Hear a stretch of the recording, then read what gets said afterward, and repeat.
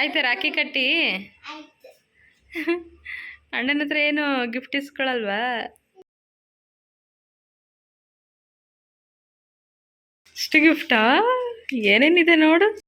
First ಅಣ್ಣಗೆ ಬೊಟ್ಟಚ್ಚು. Hi, ಎಲ್ರಿಗೂ ನಮಸ್ಕಾರ. Welcome back to my YouTube channel. Friends, ಇವತ್ತಿನ ಈ ಲಾಗಲ್ಲಿ ರಕ್ಷಾಬಂಧನದ ಒಂದು ಲಾಗ್ ಆಗಿರುತ್ತೆ. ಸೊ ರಕ್ಷಾಬಂಧನ ದಿನದ ಇವತ್ತು ಲಾಗನ್ನು ನಾನು ನಿಮ್ಮ ಜೊತೆಯಲ್ಲಿ ಶೇರ್ ಮಾಡ್ತಾ ಇದ್ದೀನಿ. ಸೊ ಇವತ್ತು ಅಣ್ಣ ತಂಗಿಯರಿಗೆ ರಕ್ಷಾಬಂಧನದ ಹಬ್ಬ ಅಲ್ವಾ, ಹಾಗಾಗಿ ಅಣ್ಣನಿಗೆ ರಾಖಿ ಕಟ್ಟಿಸ್ತಾ ಇದ್ದೀನಿ ನನ್ನ ಮಗಳ ಕೈಯಿಂದ. ಅವಳಿಗೆ ಚಿಕ್ಕ ವಯಸ್ಸಿಂದನೂ ಇದೇ ರೀತಿಯಲ್ಲಿ ರಾಖಿಯನ್ನು ಕಟ್ಟೋದು ಅಭ್ಯಾಸ ಮಾಡಿಸಿದ್ದೀನಿ. ಸೊ ಒಂಥರ ಮೆಮೊರೇಬಲ್ಲಾಗಿ ಇರಬೇಕು ಅಂತ ನನಗೆ ಖುಷಿ, ಸೊ ಇಷ್ಟ. ಹಾಗಾಗ್ಬಿಟ್ಟು ನಾನು ಯಾವ ರೀತಿ ರಾಖಿಯನ್ನು ಕಟ್ತೀನಿ ಆ ಥರ ಅವಳಿಗೂ ಕೂಡ ಚಿಕ್ಕ ವಯಸ್ಸಿಂದನೂ ಇದೇ ರೀತಿಯಲ್ಲೇ ಮಾಡಿಸ್ಕೊತಾ ಬಂದಿದ್ದೀನಿ. ಸೊ ಒಂಥರ ಅದೃಷ್ಟ ಅಂತ ಅನಿಸುತ್ತೆ. ಯಾರಿಗೂ ಕೂಡ ಈ ಥರ ಅದೃಷ್ಟ ಸಿಗೋದಿಲ್ಲ, ಅಣ್ಣ ತಂಗಿ ಥರ. ಸೊ ಹಂಗಾಗ್ಬಿಟ್ಟು ನನಗೆ ಹೇಗೆ ಅಣ್ಣಂದ್ರಿದ್ದಾರೋ ಹಾಗೆ ಅವಳಿಗೂ ಕೂಡ ಅಣ್ಣ ಇದ್ದಾನೆ. ಹಾಗಾಗಿ ಅವತ್ತಿನ ದಿನ ಏನೋ ಒಂಥರ ಸ್ವಲ್ಪ ಮೆಮೊರೇಬಲ್ ಆಗಿರಬೇಕು, ಆ ಥರ ನಾನು ಸ್ವಲ್ಪ ಕ್ರಿಯೇಟ್ ಮಾಡ್ತೀನಿ. ಆಯ್ತಾ ರಾಖಿ ಕಟ್ಟಿ? ಅಣ್ಣನ ಹತ್ರ ಏನು ಗಿಫ್ಟ್ ಇಸ್ಕೊಳಲ್ವಾ? ನೋಡಲ್ಲಿ ಕೊಡ್ತಾನೆ. ಅಣ್ಣಂಗೊಂದು ಪಪ್ಪಿ ಕೊಡಮ್ಮ.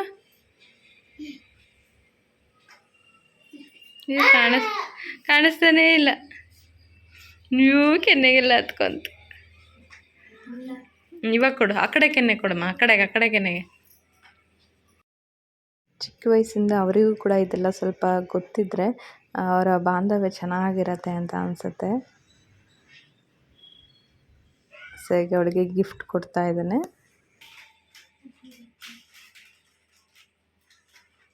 ಇಷ್ಟು ಗಿಫ್ಟಾ? ಏನೇನಿದೆ ನೋಡು. ಜೊತೆ ಕೂರು ಅಣ್ಣನ ಪಕ್ಕ. ಲಾಸ್ಟ್ ಇಯರ್ ಬಳೆ ಏನೋ ಕೊಡಿಸಿದ್ದ. ಈ ಸರಿ ಅಮ್ಮ ಬಳೆ ಸರ ಅಥವಾ ಏನಾರು ಕೊಡಿಸ್ತೀನಿ, ಗೆಜ್ಜೆ ಕೊಡಿಸ್ತೀನಿ ನಾನು ಅಂತ. ಅದೆಲ್ಲ ಬೇಡಪ್ಪ ಅಂತ ಹೇಳಿ ಒಂದು ಚಿಕ್ಕದು ಡೈರಿ ಮಿಲ್ಕ್ ತೊಗೊಂಡು ಬಂದ ಅಂಗಡಿಗೆ ಹೋಗ್ಬಿಟ್ಟು, ಅದನ್ನು ಪ್ಯಾಕ್ ಮಾಡಿಬಿಟ್ಟು ಅದ್ರ ಮೇಲೆ ಹ್ಯಾಪಿ ರಕ್ಷಾಬಂಧನ ಅಂತ ಬರೆದ್ಬಿಟ್ಟು ಕೊಡ್ತಾ ಇದ್ದಾನೆ. ಏನೋ ಒಂದು ಚಿಕ್ಕ ಪುಟ್ಟದ್ದು ಏನೋ ಒಂದು ಕೊಟ್ರೇನೂ ಇದಿರುತ್ತೆ. ಆಮೇಲೆ ವರ್ಷನೂ ಅಷ್ಟೇ ಏನಾದರೂ ಒಂದು ಡ್ರಾ ಮಾಡಿ ಕೊಡ್ತಾ ಇರ್ತಾನೆ, ಚೆನ್ನಾಗಿ ಡ್ರಾ ಮಾಡ್ತಾನೆ.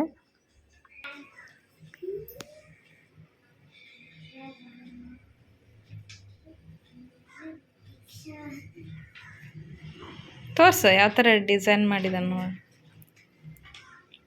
ಬರ್ತಿದ್ದಾನು.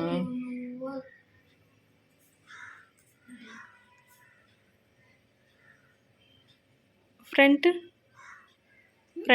ಪೇಜ್ ತೋರಿಸು, ಬ್ಯಾಕ್ ಚೆನ್ನಾಗಿದಲ್ಲ. ಹ್ಯಾಪಿ ರಕ್ಷಾಬಂಧನ ಅಣ್ಣ ಅಂತ ಕೈ ಕೊಡು, ಸೆಕೆಂಡ್ ಮಾಡು. ಸೊ ಈ ಥರ ಇತ್ತು. ಅದಾದಮೇಲೆ ಸ್ವಲ್ಪ ಅವರು ರೀಲ್ಸ್ ಮಾಡ್ತೀವಿ ಅಂತ ಇದ್ದರು.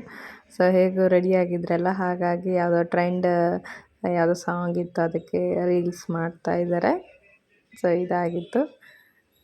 ಹಾಗೆಯೇ ಇವಾಗ ಬಂದುಬಿಟ್ಟು ನಾನು ರಾಖಿ ಕಟ್ತಾ ಇರೋವಂತಹ ಒಂದೆರಡು ಕ್ಲಿಪ್ಸ್ ಇತ್ತು. ಸೊ ಅದನ್ನು ಶೇರ್ ಮಾಡ್ತಾಯಿದ್ದೀನಿ. ಸೊ ನನಗೆ 3 ಜನ ಅಣ್ಣಂದ್ರು ಇರೋದು. ಸೊ ನನಗೆ ಏನೋ ಒಂಥರ ತುಂಬ ಖುಷಿ. ನನಗೆ ಅಕ್ಕ ತಂಗಿರು ಇರಬೇಕು ಅಂತ ನನಗೆ ಯಾವತ್ತೂ ಅನಿಸಿಲ್ಲ. ಅಣ್ಣಂದ್ರು ಇರೋದೇ ನನಗೆ ಇಷ್ಟೇ ಸಾಕು ಅಂತ ಅನಿಸುತ್ತೆ. ಸೊ ಅಷ್ಟು ನನಗೆ ಇಷ್ಟ ಅಣ್ಣಂದ್ರು. ಸೊ ತುಂಬ ಚೆನ್ನಾಗಿ ಕೇರ್ ಮಾಡೋದು, ನೋಡೋದು. ಚಿಕ್ಕ ವಯಸ್ಸಿಂದನೂ ಅಷ್ಟೇನೆ. ನನ್ನ ದೊಡ್ಡಣ್ಣ ಫಸ್ಟ್ ಇರೋರು, ಮಧ್ಯದಲ್ಲಿರೋರು ಲಾಸ್ಟ್ ಅಣ್ಣ, ಹಾಗೆಯೇ ಲಾಸ್ಟಲ್ಲಿರೋರು ಸೆಕೆಂಡ್ ಅಣ್ಣ. ಹೀಗೆ 3 ಜನ ಅಣ್ಣಂದರು, ನಾನೇ ಲಾಸ್ಟು. ಹಾಗಾಗಿ ನಾನು ಲಾಸ್ಟ್ ಅಲ್ವಾ, ತಂಗಿ ಒಬ್ಬಳೆ ಅಂತ ಹೇಳಿಬಿಟ್ಟು ತುಂಬ ಪ್ರೀತಿಯಿಂದ ನೋಡ್ಕೋತಾರೆ. ಇದು ಲಾಸ್ಟ್ ಇಯರ್ ನಾನು ರಾಖಿ ಕಟ್ತಾ ಇರೋದು. ಸೊ ಈ ಸರಿ ಇನ್ನೂ ಹೋಗಿಲ್ಲ, ಊರಿಗೆ ಹೋಗಬೇಕು, ಗೌರಿ ಹಬ್ಬಕ್ಕೆ ಹೋಗೋದಿದೆ. ಸೊ ಆವಾಗ ಕಟ್ಟೋಣ ಅಂತ ಹೇಳಿಬಿಟ್ಟು ಹಾಗಾಗಿ ಇದು ಲಾಸ್ಟ್ ಇಯರ್ದಿತ್ತು, ಹಾಗಾಗಿ ಶೇರ್ ಮಾಡ್ತಾಯಿದ್ದೀನಿ. ಲಾಸ್ಟ್ ಇಯರ್ ನೀವು ಸುಮಾರು ಜನ ಕೇಳಿದ್ರಿ, ಕೇಳಿ ಆಮೇಲೆ ಸುಮ್ಮನೆ ಆಗಿಬಿಟ್ರು. ಸೊ ಏನಂತ ಹೇಳಿದ್ರೆ 1 ವರ್ಷದಿಂದ ನಾನು ಅಷ್ಟು ವೀಡಿಯೋಸನ್ನು ಹಾಕ್ತಾನೇ ಇಲ್ಲ. ಸೊ ನಾನು ಚಾನಲ್ ಶುರು ಮಾಡಿ 2 ಇಯರ್ಸ್ ಆಯಿತು. ಸೊ 1 ವರ್ಷ ನಾನು ವೀಡಿಯೋಸ್ ಮಾಡಿದ್ದೆ. ಅದಾದಮೇಲೆ ಲಾಸ್ಟ್ ವರಮಹಾಲಕ್ಷ್ಮಿ ಹಬ್ಬ ಆಯಿತು. ಸೊ ಅಲ್ಲಿ ತನಕನೂ ವೀಡಿಯೋಸ್ ಹಾಕ್ತಾಯಿದ್ದೆ. ಅದಾದಮೇಲೆ 23ನಿಂದ ನನಗೆ ಫುಲ್ಲು ಬ್ಯಾಡ್ ಟೈಮ್ ಅಂತ ಅನಿಸುತ್ತೆ. ದಿನಕ್ಕೆ ನನಗೆ ಬರೀ ಪ್ರಾಬ್ಲಮ್ಸ್ ಬರ್ತಾನೇ ಇರ್ತಿತ್ತು. ಸೊ ಇವಾಗಲೂ ಕೂಡ ಅಷ್ಟೇ, ರಾಖಿ ಕಟ್ಟೋದಕ್ಕೆ ಅಂತಲೇ ಹೋಗಿಲ್ಲ, ನಾನು ಹಬ್ಬಕ್ಕಂತಲೂ ಹೋಗಿಲ್ಲ. ವರಮಹಾಲಕ್ಷ್ಮಿ ಹಬ್ಬ ಆದ ತಕ್ಷಣ ನನಗೊಂದು ಕಾಲ್ ಬರುತ್ತೆ. ಸೊ ಅಮ್ಮ ಹಿಂದಿನ ದಿನ ಚೆನ್ನಾಗೇ ಮಾತಾಡಿದ್ದಾರೆ. ಸೊ ನೆಕ್ಸ್ಟ್ ಡೇ ಬೆಳಗ್ಗೆ ಆಗಲೇ ದೇವರನ್ನು ತೆಗಿಬೇಕು. ಸೊ ಆವಾಗ ನನಗೆ ಫೋನ್ ಬರುತ್ತೆ. ಸೊ ಅಮ್ಮನಿಗೆ ಇದ್ದಕ್ಕಿದ್ದಂಗೆ ಫುಲ್ ಹುಷಾರು ತಪ್ಪಿದ್ದಾರೆ, ಫುಲ್ ಸೀರಿಯಸ್ ಅಂತ ಹೇಳಿಬಿಟ್ಟು ಸಡನ್ನಾಗಿ ನಾನು ಊರಿಗೆ ಹೋಗ್ತೀನಿ. ಸೊ ಅದಾದಮೇಲೆ ಸುಮಾರು ಏನೇನೆಲ್ಲ ನಡೀತು. ಸೊ ಅದು ಇವಾಗ ಬೇಡ ಅಂತ ಅಂದ್ಕೊತೀನಿ. ಸೊ ಹಾಗಾಗಿ ನಾನು ಎಷ್ಟೋ ದಿನದಿಂದ ನಾನು ವೀಡಿಯೋಸನ್ನೇ ಹಾಕ್ತಾ ಇರಲಿಲ್ಲ. ಇದು ಬಂದುಬಿಟ್ಟು 1 ವಾರ ಆಗಿತ್ತು. ಸೊ ಅಮ್ಮನಿಗೆ ಆ ಥರ ಆಗಿಬಿಟ್ಟು 1 ವಾರ ಆದಮೇಲೆ ಸೊ ಅಮ್ಮನಿಗೆ ಸ್ವಲ್ಪ ಮೈಂಡ್ ಡೈವರ್ಟ್ ಮಾಡೋಣ ಅಂತ ಹೇಳಿಬಿಟ್ಟು ಅವತ್ತು ಅತ್ತಿಗೆ ಮನೆಯಲ್ಲಿ ಲಕ್ಷ್ಮೀ ಪೂಜೆ ಕೂಡ ಮಾಡಬೇಕಂತ ಇತ್ತು. ಸೊ ವರ್ಷ ಮಾಡೋದಲ್ವ, ಹಾಗಾಗಿ ಹಾಗೆ ಬಿಡಬಾರ್ದು ಅಂತ ಹೇಳಿಬಿಟ್ಟು ಸಿಂಪಲ್ಲಾಗಿ ಪೂಜೆ ಎಲ್ಲ ಮಾಡಿದರು. ಹಾಗಾಗಿ ಸ್ವಲ್ಪ ಅವರಿಗೆ ಮೈಂಡು ಡೈವರ್ಟ್ ಮಾಡೋಣ ಅಂತ ಹೇಳಿಬಿಟ್ಟು ಎಲ್ಲರೂ ಸ್ವಲ್ಪ ಖುಷಿಯಾಗಿ ಇರಬೇಕು ಅಂತ ಹೇಳಿ ಅವತ್ತು ಹಬ್ಬ ಕೂಡ ಇತ್ತಲ್ವ, ಪೂಜೆ. ಸೊ ಆವತ್ತಿನ ದಿನ ಎಲ್ಲರೂ ಒಟ್ಟಿಗೆ ಕೂತ್ಬಿಟ್ಟು ಇದ್ವಿ. ಸ್ವಲ್ಪ ಖುಷಿಯಾಗಿ ಇಟ್ಕೊಬೇಕು ಅಂತ ಹೇಳಿದರು ಡಾಕ್ಟ್ರು. ಸೊ ಹಾಗಾಗ್ಬಿಟ್ಟು ಡೈವರ್ಟ್ ಮಾಡಲಿಕ್ಕೆ ಈ ಥರ ಎಲ್ಲ ಮಾಡಿದ್ದು. ಸೊ ಅದಾದಮೇಲೆ ಒಂದು 2 ಡೇಸ್ ಆಯಿತು. ಅದಾದಮೇಲೆ ಊರಿಗೆ ಹೊರಡಬೇಕಿತ್ತು. ಸೊ ಅವತ್ತು ಬಾಗಿನ ಕೊಡಬೇಕಲ್ವ ಗೌರಿದು. ಸೊ ಹಾಗಾಗಿ ನನಗೇನು ಮನಸ್ಸೇ ಇರಲಿಲ್ಲ. ಆದರೂ ಕೂಡ ಮೇಲ್ನೋಟಕ್ಕೆ ಜನ ಇರುವಾಗ ಸ್ವಲ್ಪ ಮನಸ್ಸು ಸ್ವಲ್ಪ ಡೈವರ್ಟ್ ಮಾಡ್ಕೊಳೋದು ಆಮೇಲೆ ಇದ್ದೇ ಇರತ್ತಲ್ವ. ಸೊ ಹಾಗಾಗಿ ಆಮೇಲೆ ಅಮ್ಮ ಸ್ವಲ್ಪ ಚೇತರಿಸ್ಕೊಂಡು ಆರಾಮ ಅಂತ ಅನಿಸಿದ್ರು. ಹಾಗಾಗಿ ಊರಿಗೆ ಹೊರಡಲೇಬೇಕಾಗಿತ್ತು. ಮಕ್ಕಳ ಸ್ಕೂಲೆಲ್ಲ ಕೂಡ ಟೆಸ್ಟ್ಗಳು ಸ್ಕೂಲು ಎಲ್ಲ ಕೂಡ ಹೋಯಿತು ಆ ಟೈಮಲ್ಲಿ. ಆದರೆ ಇದಕ್ಕಿಂತ ಇಂಪಾರ್ಟೆಂಟ್ ಏನಲ್ಲ ಅಂತ ಹೇಳಿ ಇದ್ದೆ. ಸೊ ಇವಾಗ ಸ್ವಲ್ಪ ಆರಾಮಾಗಿದ್ದರು, ಹಾಗಾಗಿ ನಾನು ಊರಿಗೆ ಹೊರಡ್ತಾ ಇದ್ದೆ. ಹೊರಡೋಕ್ಕಿಂತ ಮುಂಚೆ ಮಡಿಲಕ್ಕಿಯನ್ನು ತುಂಬ್ತಾ ಇದ್ದಾರೆ. ಸೊ ಮಧ್ಯಾಹ್ನ ಟ್ರೈನಿಗೆ ಹೊರಟಿದ್ದೆ ನಾನು. ಸೊ ಮಡಿಲಕ್ಕಿ ತುಂಬ್ತಾರೆ. ಇವರು ಬಂದುಬಿಟ್ಟು ನನ್ನ ಮೊದಲನೇ ಅತ್ತಿಗೆ. ಸೊ ನನಗೆ ಎಲ್ಲ ಥರನೂ ತುಂಬ ಚೆನ್ನಾಗಿ ನೋಡ್ಕೋತಾರೆ. ಸೊ ನಾವು ಅತ್ತಿಗೆ ನಾದಿನಿ ಹತ್ರ ಎಂಥ ಕೂಡ ಇಲ್ಲ. ಸೊ ಫ್ರೆಂಡ್ಲಿಯಾಗಿ ಫ್ರೆಂಡ್ಸ್ ಥರ ಇದ್ದೀವಿ. ಅವರು ಕೂಡ ಎಲ್ಲ ಶೇರ್ ಮಾಡ್ತಾರೆ, ನಾವು ಕೂಡ ಶೇರ್ ಮಾಡ್ತೀನಿ. ಅವರು ಕೂಡ ಚೆನ್ನಾಗಿ ನೋಡ್ಕೋತಾರೆ, ನಾನು ಕೂಡ ಫ್ರೆಂಡ್ಲಿಯಾಗಿರ್ತೀನಿ. ಸೊ ಈ ಥರ ಸೊ 3 ಜನ ಅತ್ತಿಗೆಯಂದ್ರು ಕೂಡ ಅಷ್ಟೇನೆ. ಏನೋ ಒಂಥರ ಅದೃಷ್ಟ ಅಂತ ಅನಿಸುತ್ತೆ. ಅವರು ಕೂಡ ಹಾಗೆ ಇದ್ದಾರೆ, ನಾನು ಕೂಡ ಹಾಗೆ ಇದ್ದೀವಿ. ಅಂಡರ್ಸ್ಟ್ಯಾಂಡಿಂಗ್ ಈಕ್ವಲ್ ಆಗಿದೆ. ಹಾಗಾಗಿ ನಮ್ಮ ಬಾಂಡಿಂಗ್ ಏನಿದೆ ಅದು ಚೆನ್ನಾಗಿದೆ. ಸೊ ಆ ಥರ ಇವಾಗ ಇವರು ನನ್ನ 2ನೇ ಅತ್ತಿಗೆ. ಸೊ 3ನೇ ಅತ್ತಿಗೆ ಅವರು ಅವತ್ತೊಂದು ದಿನ ಇರಲಿಲ್ಲ. ಅಮ್ಮ ಕೂಡ ಆರಾಮಾಗಿದ್ದಾರೆ, ಹಾಗಾಗಿ ನಾನು ಹೊರಡ್ತಾ ಇದ್ದೆ.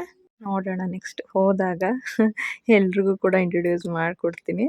ಸೊ ಎಲ್ರಿಗೂ ಪರಿಚಯ ಮಾಡೋಣ ಅಂತ ಆದರೆ ಮಾಡ್ತೀನಿ ನಾನು.